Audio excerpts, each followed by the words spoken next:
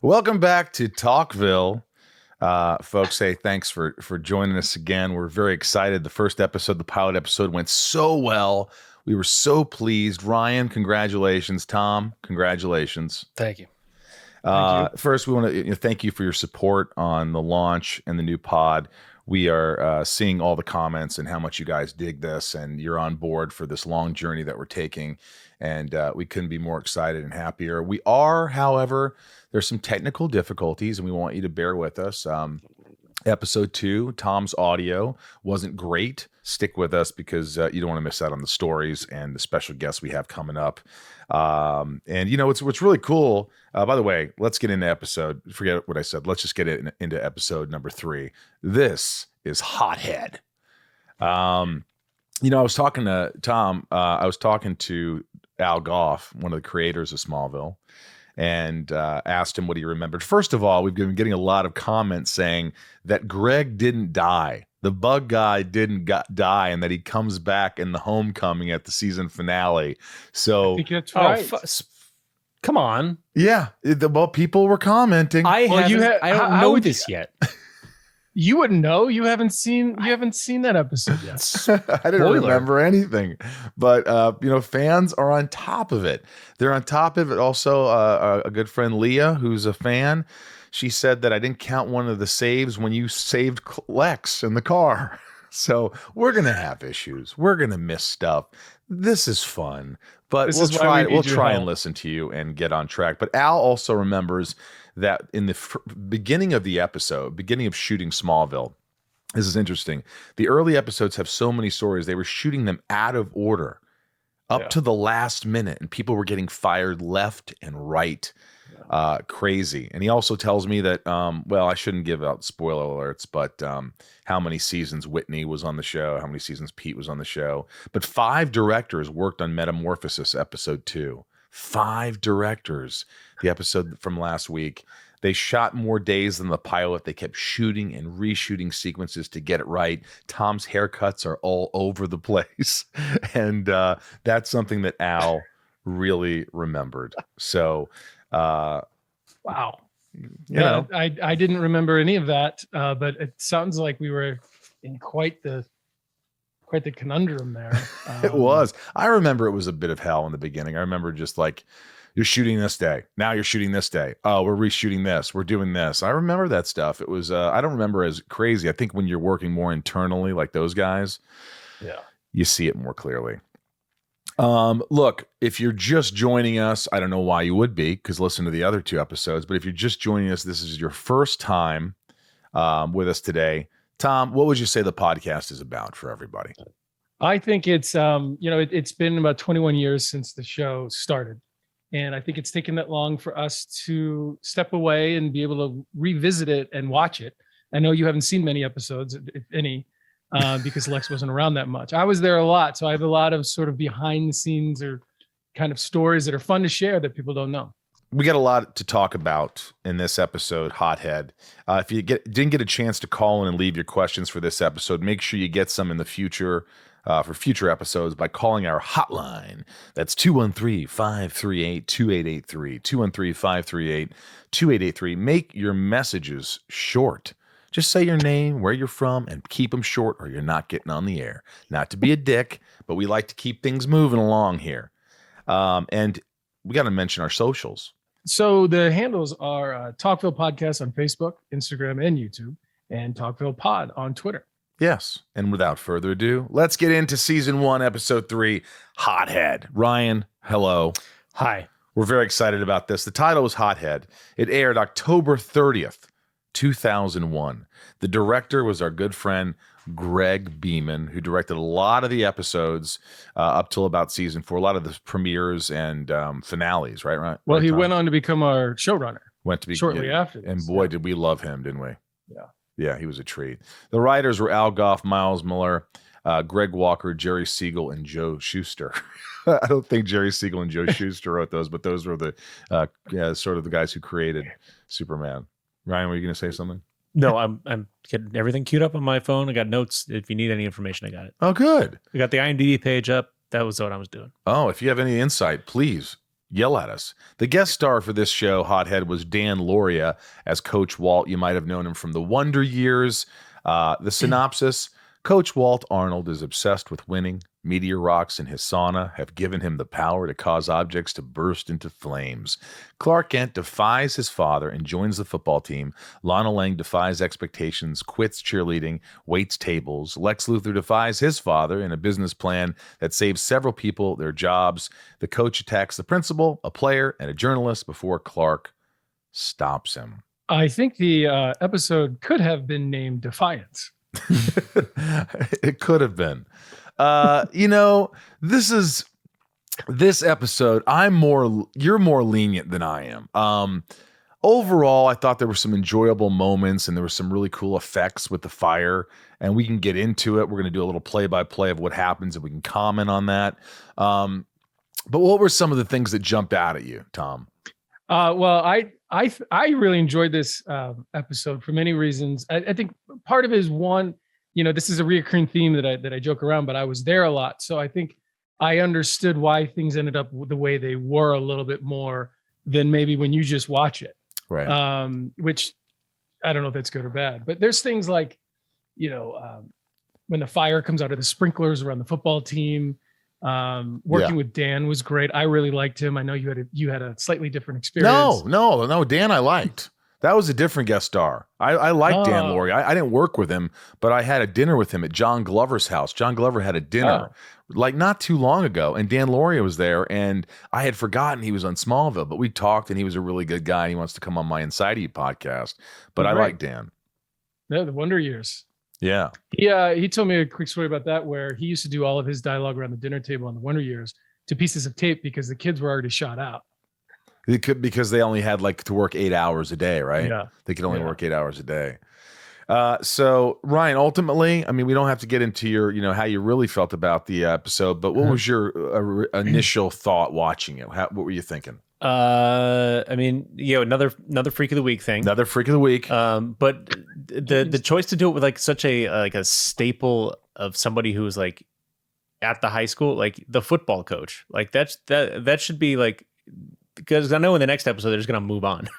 Right. This was a huge deal.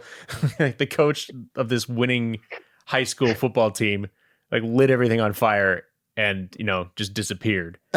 It's I think that's going to happen a lot. So, that's something I'm going to have to get used to. Yeah, I think that does happen a lot. And eventually things kind of take a different turn. But, a fun villain, some fun fight sequences. And then, some CWE teen moments. Definitely some moments. A little Lana moment, storming off from Whitney. And let's get into a little play-by-play. Coach Arnold is seeking his 200th win in the last game of the season and cooling off after a victory in his sauna, whose rocks are covered in kryptonite. I think he was coming down off of a good win, because this guy will do anything to protect his legacy. I think one thing to remember, I think they came into a tough season, which is why Clark is invited to be on the team. That's one of the favorite things about this, is because what would Clark Kent do with his abilities if he could play football? Yeah, it could be dangerous. Struggle as well. Dangerous, yeah. Could be very dangerous. And it was kind of oh my gosh, when he decided to join, I'm like, they're all gonna know him, and that was pretty cool. Principal Quan, this guy, uncovers that the coach has been aiding football players to cheat in order to play. The coach tells him to stay out of it. The coach tries recruiting Clark to play on the team, just like his father had years prior, but Jonathan Kent is hesitant in letting Clark because of his freak athletic skills. I always loved those scenes with Clark and Jonathan, the father-son, those moments where he cares about his son and he's just looking out for him. And did you enjoy shooting those? What was it like shooting those scenes with John, those father-son moments? And John, I think we may have talked about this before, but John really had that energy, that sort of hand on your shoulder, sort of John Wayne steady kind of guy. And listen, I'm looking out for you. Just trust me. And that was on and off screen. I'm really happy that he was the guy because I was a Dukes of Hazzard fan, Yeah. So I had to try to work past all that. Back at Luthor Corp, Lionel visits Lex to make sure the company is being run his way, and with projections being missed, wants workers fired. Lex wants to do the contrary and pushes to hire more to compete with local competitors. Look, this is the beginning of Lex and Lionel, and these are scenes that I really appreciated. I always loved working with John Glover. He made me. You knew you had to bring it. You had to bring it. You had to bring it, and he made you better. He really made you better. There was something intimidating about him. Maybe it was his 2-time award-winning Tonys that did it, or just his calmness. But you know what I found out about John Glover is that in the pilot episode, when he came on, I was so intimidated by him, and I didn't think he liked me. I was really worried, like, oh my God, I got to work with this fucknut. That's how I felt. But then I confronted him about it later on. I was like, how did you confront him? You were like, hey, do you like me? Because I just said, hey, I've always felt like you didn't really like me in the pilot. He's like, no, I was so nervous. I had just gotten the part, and I was trying to deal with things, and so a lot, that tells you a lot about like anxiety in life in general. It's sort of like, hey, it's not always about you, and he was going through some stuff, but working with him was just a wonderful experience. He always brought something to the scenes that you wouldn't have anticipated. Yeah, and when you're working with him, he'd always surprise you. It was a gift. He was always just very fun and flamboyant on set too, just bouncing around and having a good time. Later on in the pilot, like I said, he was just in his head, and he, like everyone else was, we were like just trying not to get fired and trying to, do a great job. But he also, I know we're on a John Glover kick right now, but he wasn't easily rattled on set, whether he had to wait, whether he had to go fast. He just was like, he's a veteran. He was just like, he's fluid in everything he did. Yeah, he was a veteran. Did you enjoy, Ryan, the scenes with Lionel and Lex? Oh yeah, I mean it's always fun when he comes in with his just gorgeous mane of a hair, making fun of me. Of course. Yeah, he's obviously flaunting it, and he's trying to make you feel bad for being his son.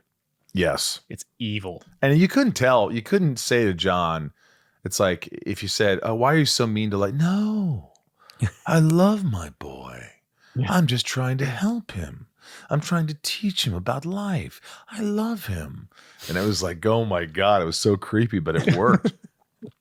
Quan approaches the coach and lets him know that he had tried to get him suspended with the school board and is trying to get more students to come forward.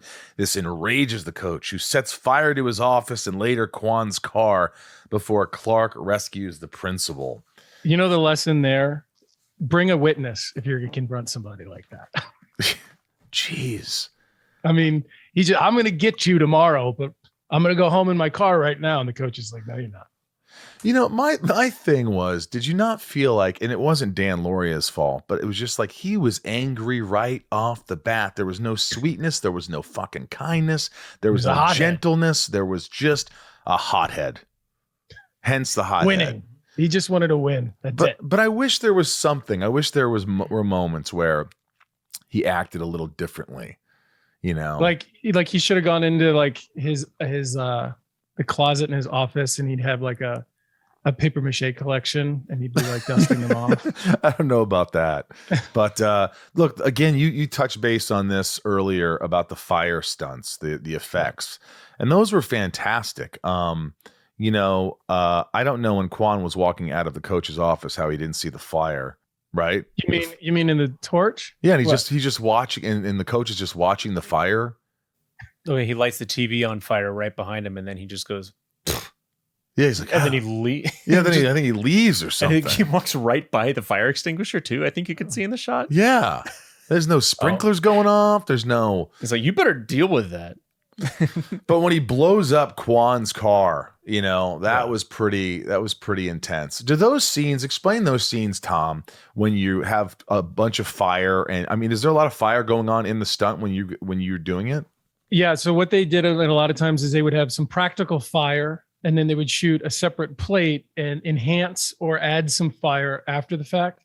A lot of that is safety related, because that car blowing up, that's probably 8 hours just to do that, because there's so much safety involved. And a lot of the times I just wouldn't even be around for that stuff, because like, why bother? I wasn't just going to hang out for 8 hours to see a car blow up. Right. Especially if I could go home. Yeah. But there's a lot of preparation, a lot of good safety stuff going on. This podcast is sponsored by BetterHelp Online Therapy. Look, whether you're struggling with grief, relationships, or stress, or having trouble sleeping or meeting goals, online therapy might be right for you. Tom, I know you have finally gotten into therapy. I could see a better person, a different person. When I went through therapy, I should have started sooner. It's been very helpful. You should have started when we were doing Smallville. We should have started, yeah, for sure. We should have had directors, producers, and therapists on set. Yes, I could see that it's working. But seriously, you enjoy therapy? It helps you? I do. It helps me all the time. Even when I don't want to do it and I do it, I feel better afterward. BetterHelp is secure online therapy that offers video, phone, and even live chat sessions with a licensed professional therapist. BetterHelp will assess your needs and match you with your own accredited therapist. You can be matched with a therapist in under 48 hours. And you don't have to sit in an uncomfortable waiting room, Tom. Therapists have a broad range of expertise which may not be available in your area. And the service is available for clients worldwide. You can log into your account anytime. Send a message to your therapist, and you'll get timely and thoughtful responses. Plus, you can schedule weekly video or phone sessions. BetterHelp is committed to facilitating great therapeutic matches, so they make it easy and free to change therapists if needed. It's more affordable than traditional offline therapy, and financial aid is available. Visit BetterHelp.com/talkville and join the over 2 million people who have taken charge of their mental health with the help of an experienced professional. In fact, so many people have been using BetterHelp, they're recruiting additional therapists in all 50 states. Talkville listeners get 10% off their first month of online therapy at BetterHelp.com/talkville. Guys, this is great. And that's BetterHelp.com/talkville. Check it out. In an unpredictable economy, life insurance can offer peace of mind that anyone who relies on you financially, a child, a parent, or even a business partner, will have financial cushion if something happens to you. Why get covered now? Life insurance typically gets more expensive as you age, so it's smart to get a policy sooner rather than later. By making it easy to compare your options from top companies, Policy Genius can help you make sure you're not paying a cent more than you have to for the coverage you need. You already have coverage through work? Having life insurance through your job may not be enough. Most people need up to 10 times more coverage to properly provide for their families. Policy Genius is an insurance comparison website that makes it easy to compare quotes from top companies in one place to find your lowest price. You could save 50% or more on life insurance by comparing quotes with Policy Genius. Just head to policygenius.com to get personalized quotes in minutes and find the right policy for your needs. The licensed agents at Policy Genius work for you, not the insurance companies. They're on hand through the entire process to help you understand your options so you can make decisions with confidence. Since 2014, Policy Genius has helped over 30 million people shop for insurance and placed over $150 billion in coverage. Head to policygenius.com to get your free life insurance quotes and see how much you could save. The coach interrogates his players to find out who ratted on him. He finds out it's Trevor and enraged shoots fire from the sprinklers. This is what you talked about earlier.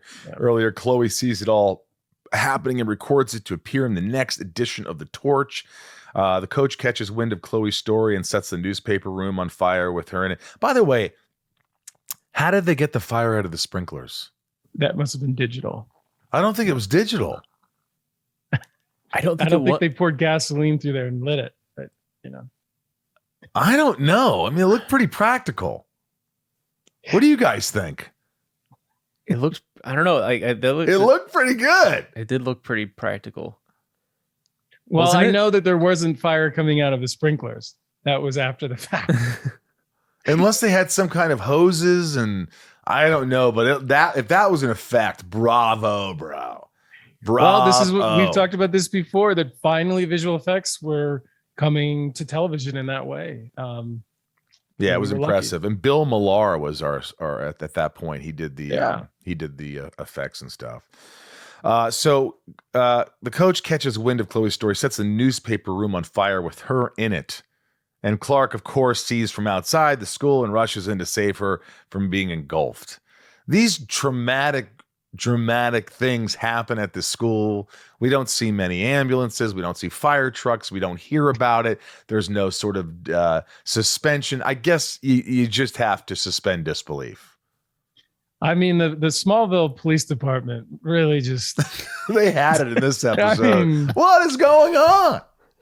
Everything's on fire. The coach's office, Chloe's torch office. Well, also like the car blows up, and then there's like Clark doesn't have his cooling breath yet. Like the car just blows His up, cooling breath. and then that's it, or whatever you want to call it. Right. But, and then this is the beginning of a long run of Clark just being there at the right time to save people, and them not just being like, "Thank you, Yeah. thank God you were here." So at this point in the episode, you've saved the Principal Kwan. Yeah. You've saved Chloe. Mhm. Has anyone died at this point? I don't think so. Clark goes looking for Trevor after this, finds him kidnapped and surrounded by fire extinguishers. Trevor confesses that it's been the coach, and Clark goes on the hunt for the coach. Clark finds him in the sauna before a game and accuses the coach of his misdoings. The meteor rocks in the sauna make Clark sick, and the coach traps and locks him inside. Why didn't Clark bring Coach Kwan with him to confront? Yeah, he just wanted Where's to handle it Qua? himself. Clark's handling things himself. Okay. It would have made things a lot more difficult. Isn't he trying to be his own man in this episode? I mean, I guess because later his dad saves him, and then you never see Jonathan again. It's like, Yeah, and that's another thing. During the game, Jonathan notices his son missing, goes searching for him in the locker room. Seeing rocks being thrown at the sauna, Jonathan saves Clark from inside. Clark then confronts the coach in the locker room, who becomes so enraged that he engulfs himself in flames in the showers. Now, does he die? I assume he dies. He engulfs himself in flames, killing himself. I don't know, maybe he shows up in the last episode of the season. like Greg the bug boy. Now listen, that had to be tough. There's all that fire, there's the stunt, there's the coach going through the window, there's all these things, and I was thinking, oh my gosh, that's a big day for Tom. It's a little bit of a juggling act, because here's the thing: you can't. The easiest hard stunts to do are the ones at the end of a scene. But when you're fitting a stunt, especially when it's fire and explosions in between an actor doing different things, it's very time consuming. Because like my stunt guy can't, in a fight sequence, you can have your stunt guy fight over the shoulder, and those are pretty quick. When it comes to like big explosions and people getting thrown places, I got to walk in, I got to fall down, then my stunt guy has to do it. We all have, it's like you do everything 2 or 3 times, Right. Or, it's 2 or 3 times the amount of time. It makes no sense. But but again, I was learning all that. I just figured that's how you do it. Yeah. Because I've only done a couple episodes of television. It was a heavily effects show. It was. I know. I mean, it just was big in effects, and the story was sort of, lost. It was kind of like a in and out kind of episode. I know you're laughing at me because I'm saying that it's not that I hated the episode. I didn't. There were some lovely moments, and I thought, the coach had some great moments. He was very intense, but I had my issues with it. Later that evening, Clark and Lana share a cathartic moment on the football field, sharing that they want more for each other.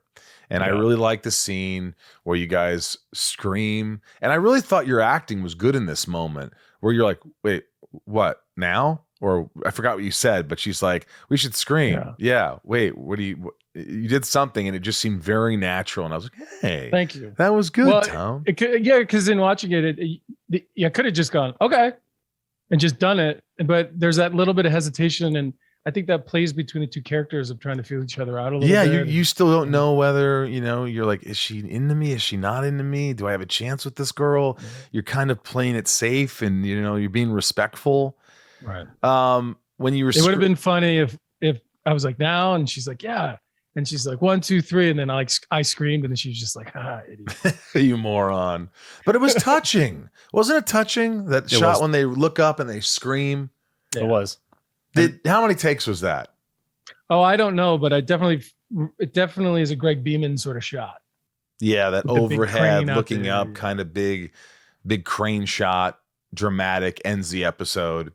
It also helps because I think so much of this episode, I mean, we have some of the stuff on the football field establishing shot wise, but a lot of everything is very contained in rooms because of the fire, or maybe just out in the parking lot. And it's the first time in the episode where I feel like the air is you're allowed to breathe as an audience because of that shot, which I think is cool. At the end, Lionel returns to find out about Lex's plans, and the two decide to fence to settle their dispute. I mean, of course, that's what a father and son would do. At least that's what Lionel and Lex would do.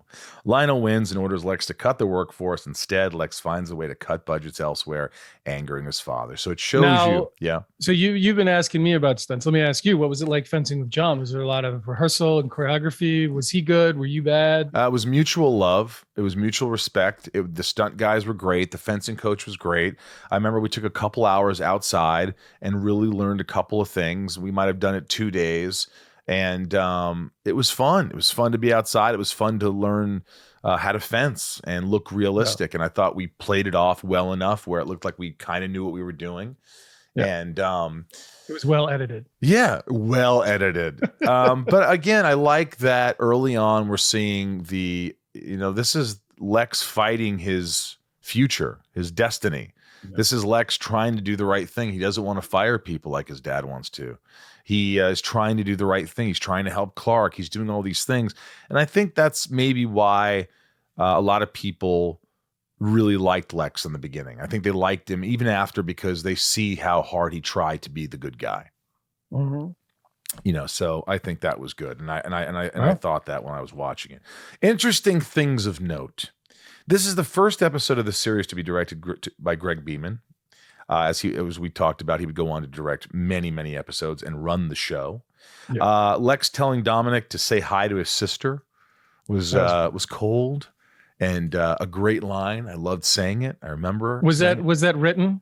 It was written. It was written. And by the way, that actor was what's his name's son? Sean Connery. That's Sean Connery's son. He was a delight to work with. Yikes. Clark telling Chloe that he joined the football team, not a cult. Yikes. We went there, folks. The fire sprinklers were badass. The school newspaper named The Torch was set on fire. Thought that was kind of funny. The save count. In this episode, he saved Principal Quan and Chloe. He couldn't save the coach. Well, is it only counting Clark's because Jonathan had a save? Jonathan saved Clark. I think it's Clark saves. Only Clark saves? Yeah, because I don't think Jonathan saved many more people during the run of the show. I don't know if we're going to add to those. I feel like he's going to have to... Is he going to have to drag Clark out of some situations some more? Is he going to have to pick you up a lot? That's a funny question. I don't remember exactly when, but I remember there being a question of how heavy is Clark? Like trying to rationalize that because of who he is. Like, can you just pick him up and move him like you could Whitney? Yeah. I remember at some point that came up somewhere on the show. Hey, by the way, in that stunt when you're on the football field and you're was that you running? The actual running and jumping over the guys was not me. It wasn't. No, and by the way, I think there's another episode where I play football and I got jacked for that. Like I loved all the football stuff. In fact, we came back one time, I think it was one of the first seasons. We'll get to one of the first episodes of one of the seasons later. And it was our first week that we shot something outside. And there were all these like, Blue 24, blah, blah, blah. And I lost my voice that night. And it was like, I had to like talk the whole next day in every scene and go loop every scene that I was in. Are you serious? Yeah, it was horrible. You had to re-record every line from the episode I had to work with actors who I was like basically whispering and they had to talk normal. It was like a really good lesson of whatever. But back to Hothead, a lot of that was stunt, a lot of that because of efficiency and choreography. But I mean, I was happy. I loved throwing football and being on the field.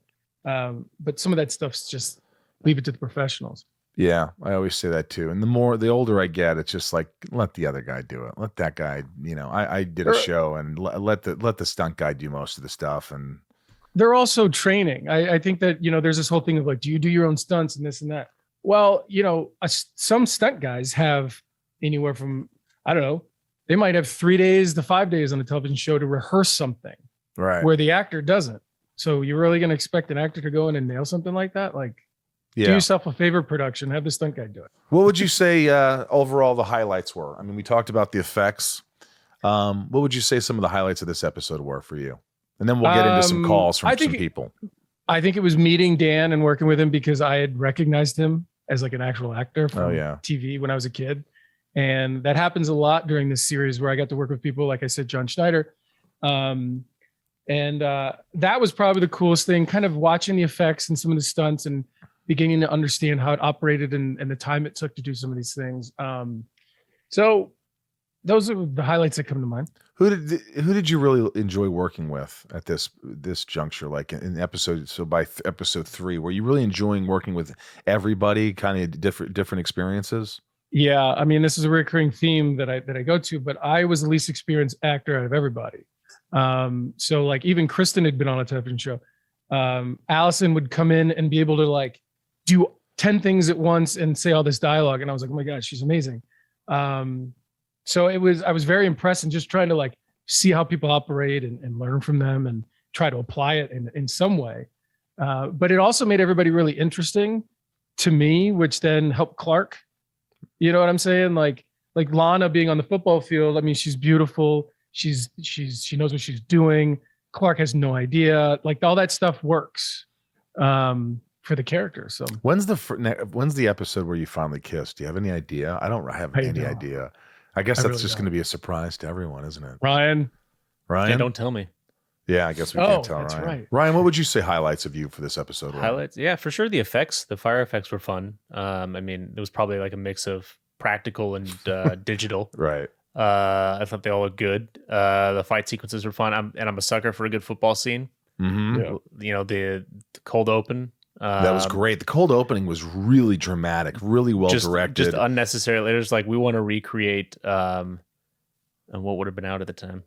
Like that, what the scene from The Last Boy Scout or something. It was really dark like that. You're right.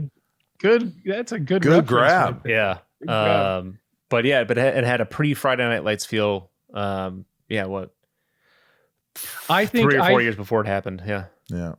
I think they, given more time and more budget, I think they could have really dug into the Friday Night Lights of it all. Yeah. Maybe Whitney's father, or something. But and I want to make sure we don't miss this little note that the day scenes that we shot of the football, that was September 11th when the World Trade happened. So that was a very sort of, I don't even know what the word would be to describe that kind of day, because that morning, everybody saw what happened on the news and I didn't know what to do. So I went to work, and a lot of people did. And there were F-16s flying over, and it was really like, what do we do? And I don't remember who it was, but they're like, well, we're all here. Let's try to do something. Let's try to, and so that was obviously very memorable. I remember you guys all calling me because I was in New York. You were going to fly. And I flew the day before it happened from New York. Yeah.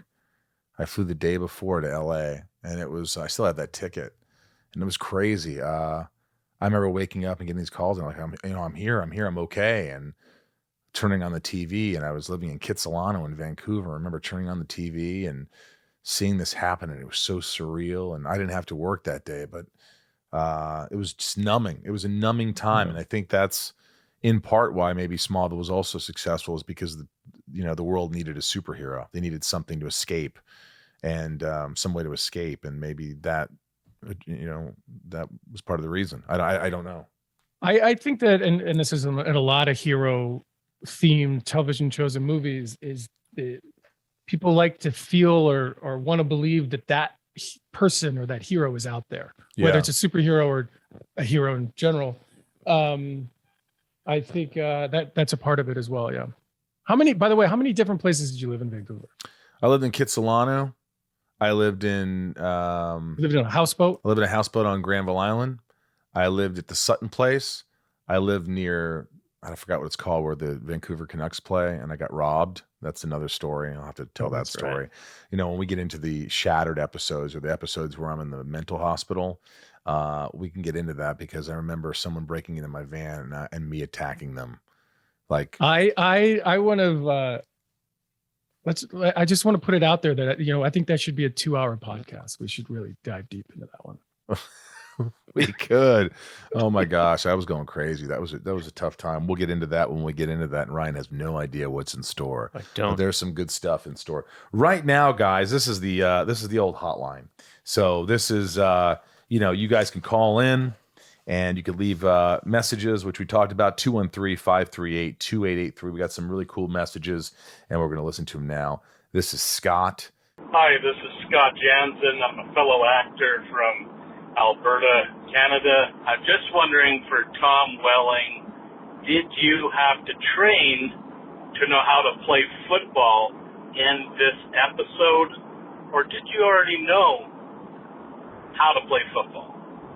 Thanks. Well, thank you for your question. The short answer is no, I did not have to train. I'm a pretty decent football Player. maybe not player, but I can throw the ball pretty good. In fact, I was throwing the ball around so much in between takes, they were like, stop it, because something happens to you while you're throwing and then you can't be in the scene. But a lot of that stuff was the stunt guy running and people hitting each other. So the answer is no. Hey, Tom. Hey, Michael. This is Joseph Martin from Nashville, Tennessee. I wanted to comment about episode 3, Hothead. More so a question. Dan Lauria was a favorite of mine from the Wonder Years, and I loved him in this episode, and I just wondered, Tom, how it was to act off of him and what you may have learned from him. Thank you. Bye. Yeah, thank you. I touched on this a little bit earlier that I was, first off, intimidated, but he was able to put me at ease, and I saw a guy who was very focused. Wasn't distracted by everything going around, and when they roll cameras, he would just sort of be in the pocket, as I like to call it. And I was sort of watching him and trying to learn from it because he was such a big figure in my mind, in my life. So yeah. This is a question from Matt. Let's listen to Matt's question. Here it comes. Hey, Rosie and Tom, this is Matt. I can guarantee you that Greg did not die in Metamorphosis because he was on the last season when Clark went to Homecoming. Also, Hothead, how many takes did it take you to hit the glass when you were trapped in the sauna? Was that something you were actually throwing the rocks at, or how did that happen? I think it was, that's a tough question because I'm not sure, but they replaced the glass with something that's pretty breakable, like candy glass. And I don't remember it being a long time. I mean, maybe one or two. I mean, Things probably. pretty much, they had their shit together, and you were able to do a couple takes with everything mostly. Yeah. But interesting that came to mind. How many times? Greg is alive. This is Tom White in Louisville, Kentucky. I just wanted to comment on Tom's question about filming Hothead on the day of 9/11. Just like when JFK was assassinated and the Beatles hit and gave people hope, give people a distraction. I think that was the part of the Smallville success, was that it was the perfect timing that it did. It did give a profile of a hero, and it was just another takeoff and something to lift the spirits. And I think that was a great reaction. So thank you guys for Talkville. It's a great show. That was great. No, but it was it's just what we were talking about. Yeah. And how important it was. And I think that, everybody needs a hero. Everybody needs escape, like we talked about. And it was the right time. It was just it was a bad time in the world, in our country especially. And I think Smallville helped people escape a little bit and smile. And, so thanks for your thoughts. And here we go. Here's Maya. This is Maya. Let's see what Maya has to say. Thanks for the questions, guys, and the statements. Hi, it's Maya from Toronto. I never watched Smallville. I know you're shocked. So my question is, what do you think it is about the first few episodes that drew people in and made them become such big fans of the show? Thanks. Wait. She's asking because she's never seen it and she might watch it? I guess so. We've got to get Maya to start watching the show. That's what's happening here. What is it? Maya, what is it about Smallville? What is it, Tom? Because I could tell you a few things, but you know what I'd like to hear first? Why don't we ask Ryan what it is? What is it, Ryan, about Smallville in the first couple episodes you've seen that you think back in 2001, people stuck by us, they watched in, tuned in, and this became a hit show? Let's see. Besides the socio-political context, and I think another thing that was interesting to people is it was a fresh take on Superman. And because we had in the 70s and 80s, you had just the movies that were, very, very popular. And then the 90s had there was like a steamy Lois and Clark show or something like that. Right. And I think, this one sort of took it back to a more innocent time I know it's not, we're never going to say Superman, but it is, it's Superman's life, and it's sort of like an origin story, which we hadn't really seen before. And it's a story before the story. But it also sort of put it in the context of a very watchable, like family teen drama. Yeah, you didn't need to know that he would go on to become Superman to enjoy the show. But No. I did. Sorry, I have a question. What was the socio-political aspect? Oh, well, like 9/11. We've already. Oh, Yeah, I thought you were talking about the show itself. No, I was like, no, was I missing? Was I I just a part wanted of to. something I just evil? wanted to not say the phrase 9/11 again, and now I've said 9/11 3 times. Yeah. I agree with Ryan on all that. I think that it was a compelling idea. It's a story before Clark Kent becomes Superman. It's his adolescence, and the fact that he was friends with Lex Luthor. And that is just a really compelling story on its own, and how each of them go on to do different things. One takes one path, one takes the other. And it was also, I felt like the cinematography, I felt like you were watching a little movie every week. The quality of the show was unlike most shows out there. It looked great. It sounded great. The music, the score, the opening credits, the everything really just gelled and worked together to make a really good show. Sure, there were problems. I have problems. Everybody who watches the show loves it, has problems. The Freak of the Week gets old. There's just certain things that you're like, oh, why is this? There's always going to be issues, and people are going to write in and ask questions. But for some reason, and a good reason, people stuck by the show for 10 years. And to have such longevity is pretty astonishing, especially in this day and age. And I don't know. I think the characters were really important too. I think I give us credit that they created characters that were likable, lovable, relatable. Everybody can relate to different people. There's a quiz you could take. Bryce sent it. I don't know where it is, and I want you to take the test, Tom. But you answer all these questions, and it will tell you which character you're most like out of Smallville. So you're like, which house would you prefer? Which this? Which that? And you know who I was? Does anyone know? Guess. Lana. Correct. I was Really? Lana.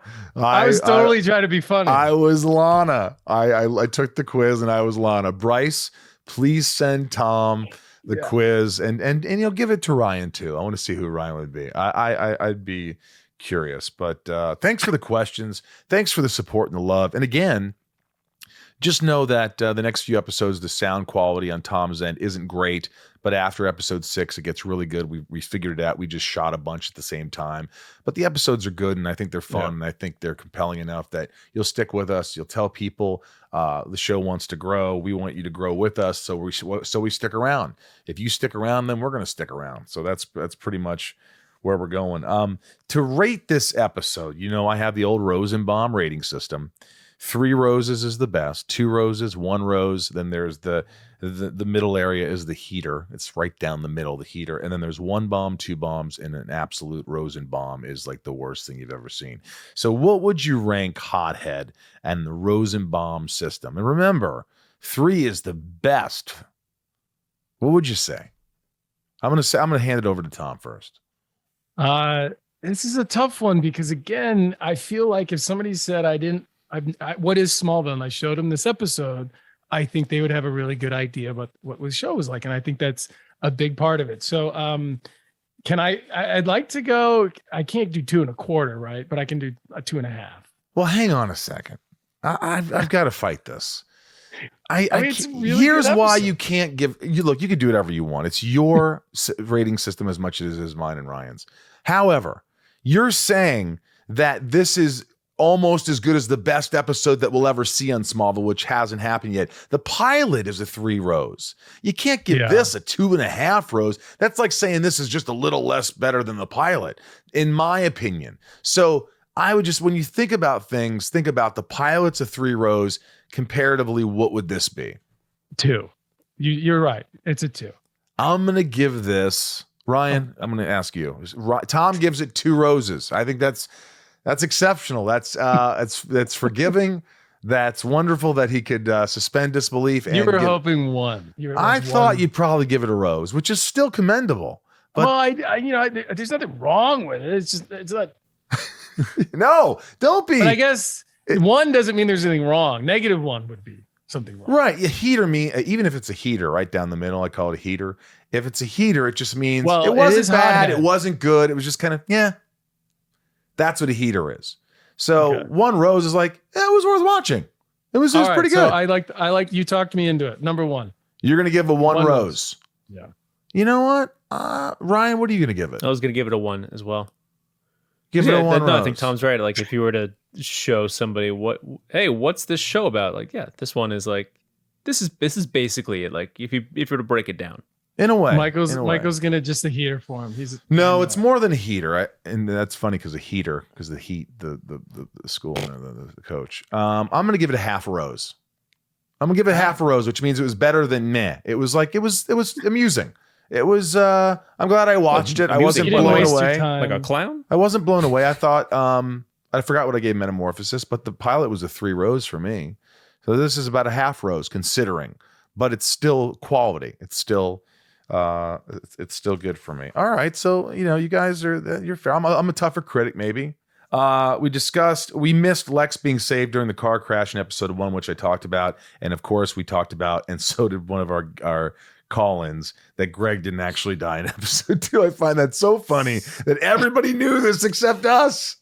I was like blown away. People are texting me. People are like, hey, Greg didn't die. I'm like, well, but you have to understand there's a lot of thought that goes into, on a show like this, not seeing people actually die because they want to keep it at a certain level of watchability.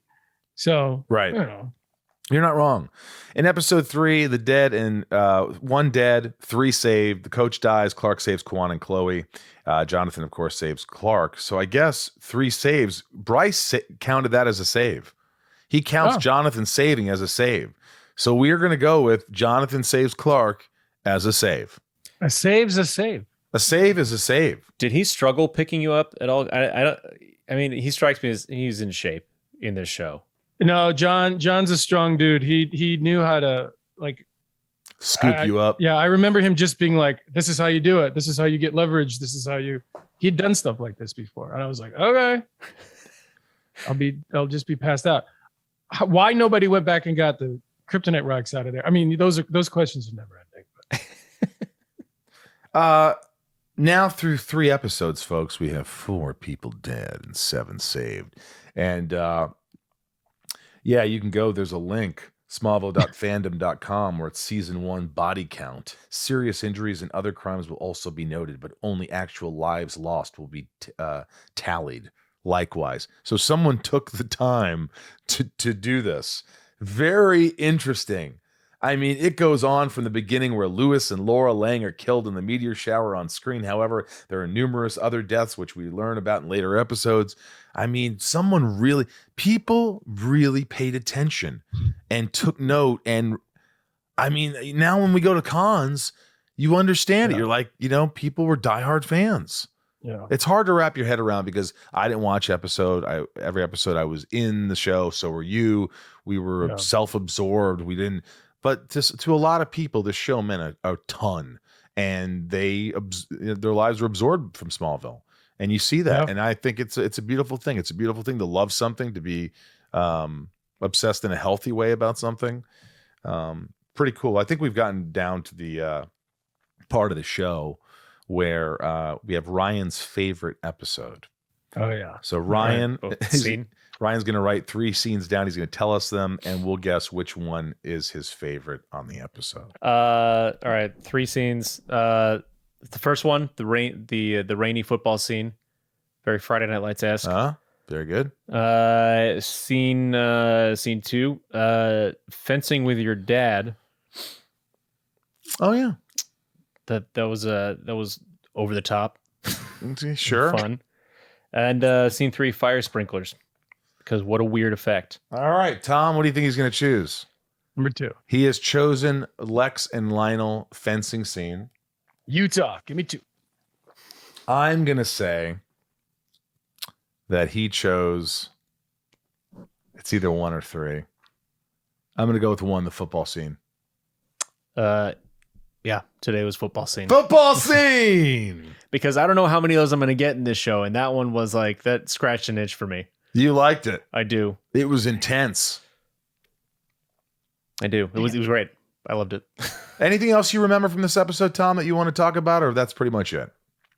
Oh, I mean, the more we go through it, the more comes to mind. I just, again, just getting to learn more and more about the people around me and the show that we're trying to make and how difficult it is, especially under the circumstances that we talked about earlier.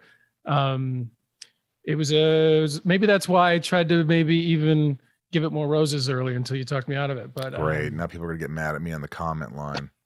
You can watch us on YouTube. The comments we love. I do read comments. I did notice a lot of some comments about the sound quality in episode 2, which we've discussed, and that's going to happen for a few more episodes. But I love them. Keep them coming.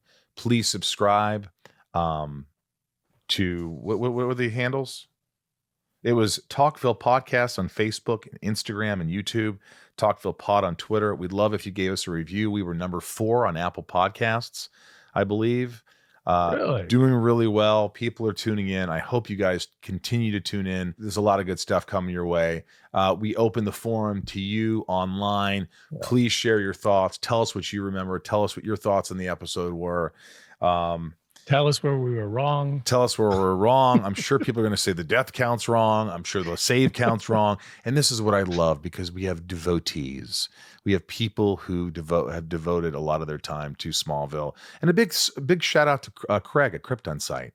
We did an interview with him, and we really appreciate it. And Jay Towers for the interview, and Joe at comicbooks.com or something like that. Joe, I'm sorry if I messed it up, but we did some interviews, and we really appreciate all the input. Give comments to Ryan. He's always a joy to be with.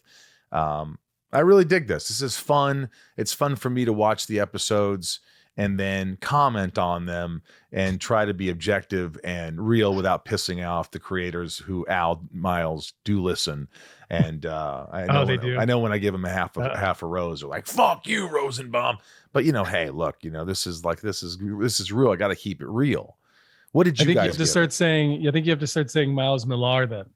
It's Miles Miller. Are you sure? I think it was Bill Millar, who was the effects guy. But tell us what you think online. How many roses did you give it? Maybe you gave it 1 or 2 roses. Maybe we were wrong, but this is what we felt. That is it for this episode. Hothead. Stick around next Wednesday when we look through next week's episode number 4, called X-Ray. And I remember there's a lot of good stuff in X-Ray. I think I can remember some stories too. And we get to see the emergence of Clark's abilities. Yes, that is true. That is true. It had to be an adventure for you when you found out you have a new power that you could use on an episode. Yeah, I was terrified. Were you? Yeah, I didn't know how to do it. I remember I directed an episode called Freak, and it was the first time you did the powerful blow. And it was on our episode, and they didn't tell us till the day of. And I go, "Glenn, how do we do this?" Glenn Winter, the DP. We should have Glenn Winter on the show sometime. Oh, for sure. In the first 6 or 7 episodes, we don't have many guests, but we're going to get some guests on. And stick around. It's going to be great. Remember, the hotline number is 213-538-2883. And I guess that's it. I guess, you got anything else, Ryan? No. Tom? No, I don't think so. I mean, I think this has been a real treat. I think there's some episodes I'm really excited about coming up, and stick with us every week. We'll be here. You better be here. We need you. We love you. Thanks for all the support. And Tom and I will be in Boston August 12th And Tom will be in New York the week before signing autographs by himself, but I'll be with you in Boston doing a Smallville Nights and some autograph signing. Yeah, that's going to be a big one. That's going to be a fun show. We've been trying to go there for years. Yeah. And by the way, if you want to be a patron of Talkville, I think people should become a patron. And all you have to do to join, to support the show, to give back, is go to @Patreon, patreon.com/Talkville, patreon.com/Talkville, and become a patron. Right now, we are going to give these are the folks on Patreon who give the show, give back to the show. They really help the podcast continue to grow. You can become a patron by going to patreon.com/Talkville. There are cool benefits from being a member, and we hope you join the family. Patreon.com/Talkville. And this is one of the perks. If you're a top tier, you get your name shouted out. Tom, I'll take the first three, and then we'll continue that way. All Here right. we go. Nikki G, Leanne P, Raj C, Santiago M, Suzanne B, Leah S, Corey M, Callie D, Tom T, Mark A, AJ_800, and Sophie M, Betsy D, Liliana A, Abby P, Meg K, Chris F, Kimberly E, Jeremy V, Michael H, Ray H, Karen M, Design OTG, Danielle B. 99 more, Liliani or Lilani N, Catherine P, We'll figure that out at some point. Brett G, Super Sam, Always S, Farrell T, Ken J, Jeff E, Esteban G, DJ Kento, Garrett W, Just J, Tyler H, and Kimberly L, Danny G, Teresa, Justin S, Eric W, Tom N, Juan V, Tony V, Veronica D, Rodolfo J, Jason W, and Nancy D. That is all the top tiers for now. We hope to have more top tiers on our Patreon. Thank you for supporting the podcast. Thank you for getting this going. I can't believe we're doing this after all these years. I'm excited. Yeah. Tom, love you, buddy. Thanks for being here. Thank you, sir. Ryan. Thanks for having me. Yeah, we'll see you guys next week. Do your homework like we're going to do. Watch the next episode. X-Ray. We'll see you.